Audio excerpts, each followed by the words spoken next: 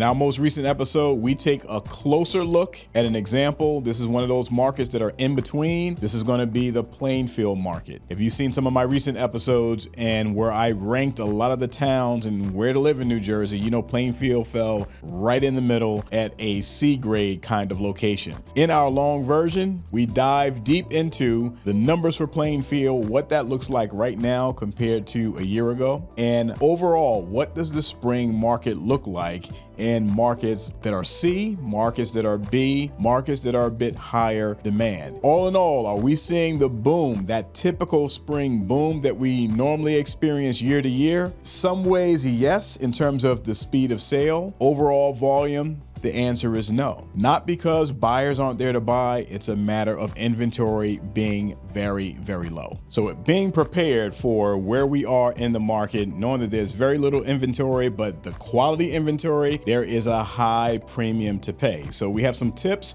for both people on the buy side and the sell side. We're gonna start with sellers. First and foremost is pricing. We're in a marketplace right now where you can't necessarily trust the market to go sky high when you price low. You really want to be at that moderate to higher end on your expected turnaround for the sale, because there's going to be some competition, but be relatively close to the number that you want. Don't have to be exactly there or above it, but be a little closer than you may have been just maybe a year or two ago. Second piece with sellers is just to be prepared for some of those easy fixes that you can eliminate any room for buyers to have to negotiate on. If you need a few touch-ups, whether it be with the landscaping, your downspouts, some of the electrical items that are minor that you may not know about until you hire an electrician to come in and give a quick assessment, and just paying a couple $100 could save you a couple thousand in negotiating on seller concessions in the end, if you're in a situation where that buyer is not waiving a lot of minor repairs. So just be aware of the condition of your home and some of those easier fixes that save you money in the end. And finally, on the sell side, have a marketing game plan that is digital, knowing exactly what your photos, your drone, your 3D, your video, all these things that are being packaged. If you don't have that packaged, you need to talk to a realtor who knows how to do it. All right. But either way, you have to have someone who can actively and effectively have a plan to put in place to ensure that your digital footprint of your home is really easily accessible and is going to catch the eye